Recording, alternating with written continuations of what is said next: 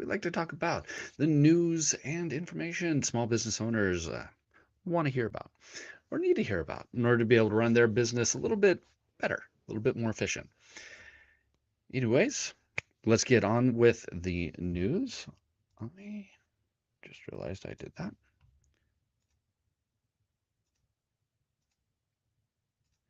Doesn't want to cooperate with me.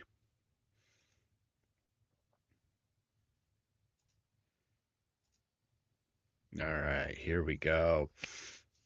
First up, Oracle has launched enhanced AI capabilities in partnership with Google Cloud.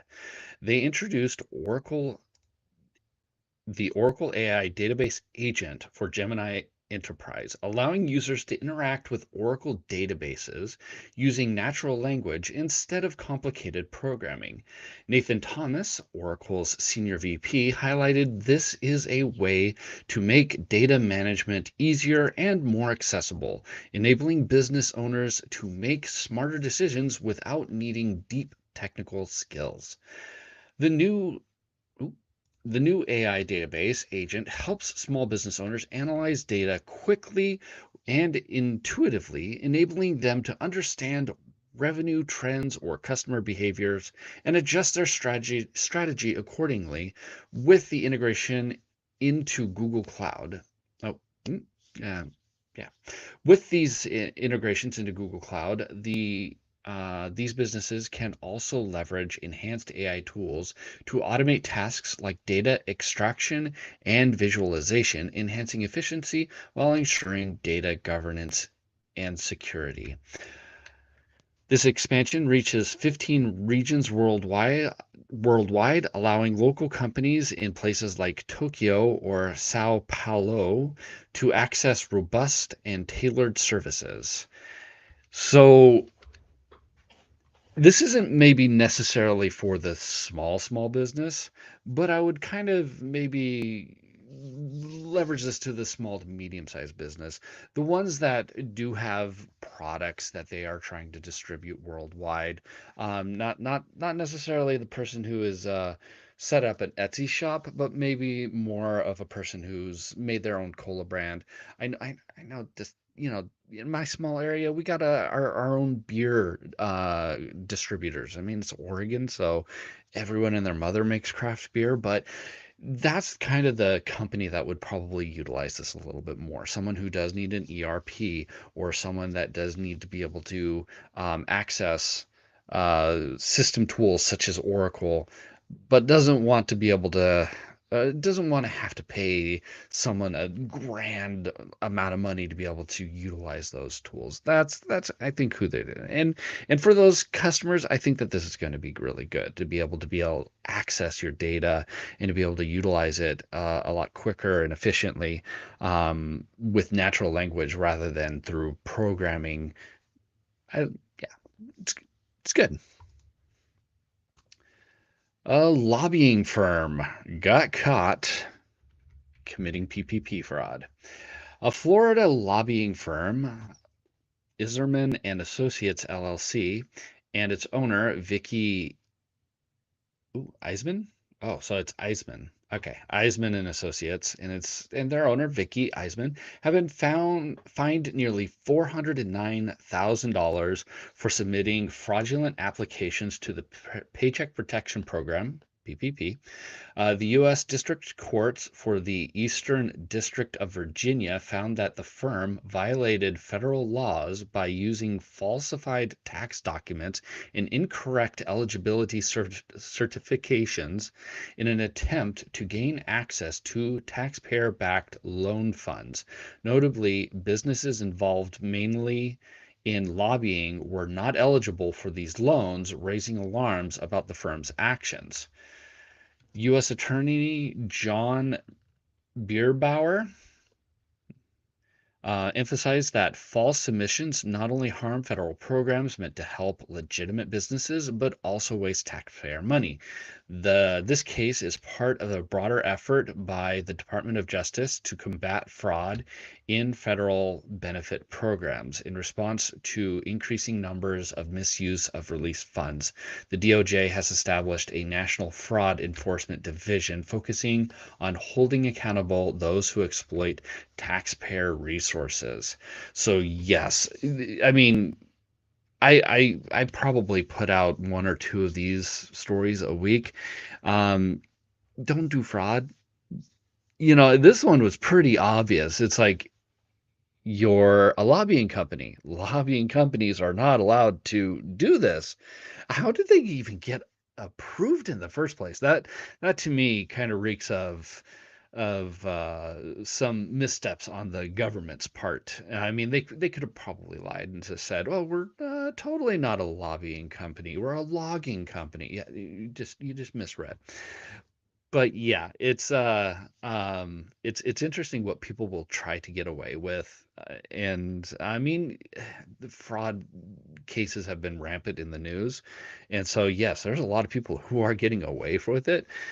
But as you can see here, there are people who are not. So it's not worth it in my mind. Constant Contact and Canva have announced a new integration that simplifies the marketing process. And if you can make marketing that much easier, I'm all for it. This partnership allows users to create stunning designs in Canva and effortlessly transfer them into a marketing campaign through Constant Contact. This integration has was revealed at the Canva Create event and aims to help small businesses and nonprofits manage their marketing across several platforms like TikTok, Instagram, Facebook, and LinkedIn. Lee Ott, the Chief Product and Growth Officer at Constant Contact, highlighted that this is a one-click feature that gives businesses a competitive edge, allowing them to reach customers more easily. The seamless transition from design to campaign means that busy entrepreneurs can save time and avoid complications that previously came with downloading and re-uploading designs. Roger Coles of Canva, a Canva expert, noted that this change gives entrepreneurs precious minutes back to their day, reducing the stress of catching errors. Importantly, this integration comes at no extra cost, making it accessible for businesses on a tight budget. Both existing and new Constant Contact users can use their Connect account without incurring additional fees, and newcomers can even start with a free trial. So, anything that makes your daily tasks a little bit easier, I like. And yeah, this isn't going to be the biggest, hugest time save, but every little thing counts. And not only that, but if you are using Constant Contact and if you are using Canva, then why not have an integration between the both of them without having to get a third party software like Zapier or something like that?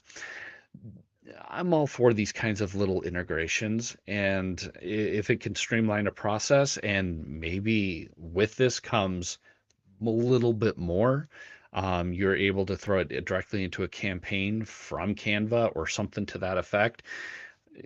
Yeah, don't have to go into Constant Contact. It's just, hey, go do this. Yeah, I'd love to see that.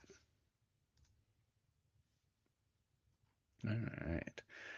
In a recent study by DocuSign and Dolet, Dolete, small business owners are encouraged to adopt artificial intelligence for managing agreements, as it can significantly boost their return on investments by almost 30%. The study, which surveyed over 1,100 senior leaders from various industries in 6 countries, emphasized the advantages of using competitive AI powered agreement management systems over traditional methods.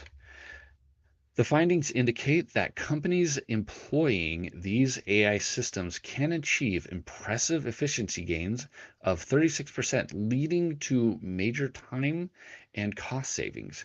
These businesses also report a decrease in labor costs by 29%, improving risk management and making it especially useful for small businesses that often face tight budgets and multiple responsibilities. Notably, implementing AI can reduce clerical errors by 72% and improve regulatory compliance, which are crucial for profitability of smaller firms. However, many small businesses currently use multiple tools for agreement management, creating inefficiency. The report suggests that integrating AI into a single platform can streamline the process, enhance collaboration, and allow teams to reclaim significant amounts of the time. Now, of course, this is coming from DocuSign, and of course, DocuSign is like, use our service. We have the AI integrated into it, and I'm all for that. And I know that it can kind of sound bad. It's like, oh, they're doing this study and they're saying, use a product or service that's just like ours. But that's what I always like to say is when you are wanting to integrate AI, use it in the services that you use or use it in the services that you can use because that will just cut down your time because that's going to be the biggest way to use AI. Booting up ChatGPT and trying to make your own prompts and trying to make your own kind of processes, it's going to be time consuming and then you got to maintain those using AI that's built into services um, that costs maybe $20 a month or something to that effect. That's a great way to be able to integrate the AI, be able to do the time saving methods, and use it to catch errors or mistakes. So I'm all for this. So this is the part where I normally do deals, and I'm not going to do it. I couldn't really find that many. Companies are being a little stingy. So we're just going to go right on to our Reddit stories. An entire industry I had no idea existed. I got referred to a person that does vibration analysis for big industrial factories for some software work. Essentially, measured machine vibration and detect faults. After our first meeting, I was shocked such an industry existed, and I had zero knowledge about it. Makes me wonder how many of these cool industries exist. If you know of one or think of one, drop it in the comments. So they're all out there all the time. And I live in an area that's very rural, very industrial, and it's incredibly crazy just the types of industries that I've kind of come across in my day-to-day life. One, back when I was just out of college, I did a website for a guy who flies planes and takes infrared pictures of farmland. And he makes, good money, good enough money to be able to do this plane. Nowadays, I bet you anything you do it with a drone to be able to do it. But that was an industry that I had no idea existed until the guy came to me and said, I need a website. And then I had to learn about his industry to make him a good website. So, what are some industries that you have heard about that maybe no one else has heard? Let's break out the secrets. Let's make them secret no more. Let me know in the comment section. I effed up. What should I do? So I bought a pizza franchise from someone I know. The first 2 months I made money, but since January it tanked. During the winter, during it tanked during the winter really hard, and I have been losing about $5,000 to $10,000 a month. Oof. I've been getting loans and paying my employees off of credit cards. I can't afford this anymore. I'm going to put it up for sale, but I'm afraid no one is going to want it. I asked the franchise if they could stop charging me fees for a month since they are $1,000 a week. Oof. and they just ghosted me. I put 10% down and they let me do seller's financing. I have no idea what to do. Help. $1,000 a week. It's pretty steep, I would imagine. And it being a flat rate, that's kind of unusual. Usually franchises are like, well, give me a percentage or something to that effect. But you've got to also buy all of your marketing, your pizza boxes or something like that from me because it's got all of the details. Or you have to go through certain vendors for food. Though that's what I see when it comes to a franchise. But what you may want to do, you may need to actually dial back on the employees. If you're not getting that much in um, customers, you probably have employees standing around. So you may need to dial back who's on, and maybe you just have one or two people or one person, and it's just you working the register and them cooking the pizzas. I've seen pizza shops with just one or two people in it. It's not out of the ordinary. But yeah, you may want to also look at a lawyer because that's a weird fee, $1,000 a week. That's kind of steep if you're not bringing in that much money. So yeah, call a lawyer. How do I even start a business? Now, this one takes place in, from what I could see in the comments, India, but I'm gonna probably approach it more from a US standpoint because that's where my audience is primarily, and that's where I'm from. So, how do I even start a business at 17 years old? So, I've been seeing a lot of people talk about starting their own thing, and I want to start one, but I have no clue where to begin. I don't have a revolutionary idea yet, money or investors or any connections in the business world, nor business degree, clearly, because he's 17. What I clearly do is have some time, an internet connection, and some question. So my questions are, how do you even come up with a legit business idea? Do you just wait for inspirations? Where do I actually start? Yet? Mm. Just trying things, and whom do I trust? And most importantly, is it possible to start something with close to $0? Not looking to become the next Bill Gates overnight. I'm just trying to understand the basics. Any advice, whether you've built something or just have knowledge, is appreciated. Also, if it has been asked before, drop the thread. I'll read it. Um, you don't necessarily need to go on the internet. The internet is full of people also trying to make money. So you've got a lot of competition. I would start locally, especially when you're 17 years old.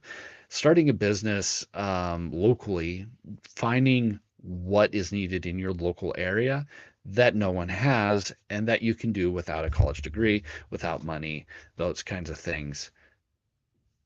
One of my favorites go to is anything to do with like services, lawn care, um, handyman kind of stuff. Learn, teach yourself skills that are important, that are needed, or learn from internships. Go in, try to become an electrician and a plumber, learn all that you can, get your journeymans, and then start your business that way. I've got a couple of friends who did that. They learned to become a plumber. They became a general contractor. Now they own their own business and they're doing a lot better. Learn skills, find the holes in your community that need to be filled and fill it.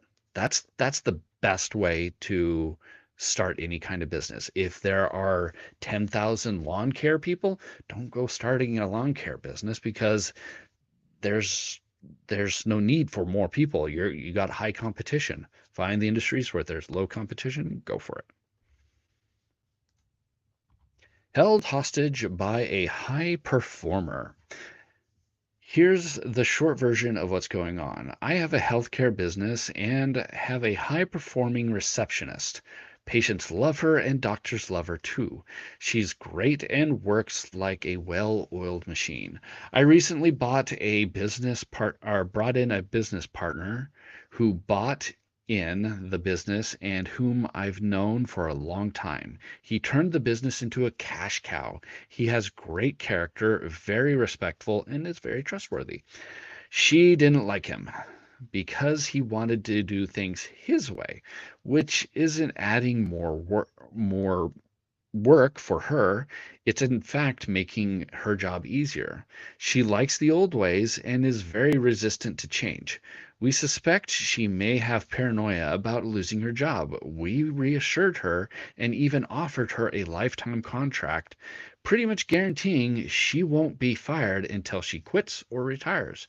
Full benefits package and paid vacation days, but it's not working and we don't get it. They keep fighting, and it's affecting the mood in the business. She's been with us since the beginning, and we love her and don't want to let her go. And she carries our let her go, and she carries our business. As the receptionist in a healthcare business, is what makes or breaks the business. We could start looking for a new receptionist, but we're afraid we can't find someone like her. You're the boss, she's the receptionist. She needs to follow the boss. And whether it's you or your business partner, you are the boss. And unfortunately, sometimes in this case, tough love may be needed. And you may need to go to her and say, look, your job is not going to be affected by these changes. No, we were not planning. We love you. Customers love you. But if you can't get along with one of the owners, a business partner, that may be the thing that actually gets you gone, gets you fired. And you may need to, if she doesn't, figure it out, if she doesn't actually work with you, you may need to actually fire her. And it's a sad thing to do, but you can't have someone who's obstinate working against you, um, doing that. It's not good for your customers, it's not good for your doctors, it's not good for everyone else if you have the receptionist going against the business owner, a business owner. So a little tough love is going to probably be needed in this case. That is all I got for you today. If you liked this, well, give it a like, give it a heart. Um, and if you just came across this naturally, hit that subscribe button for more of these. I put these out once a week, try to at least. And if I said anything that you vehemently disagreed, there's a comment section there, or hey, share those secret industries that no one knows about. Well, until next week, have a good week.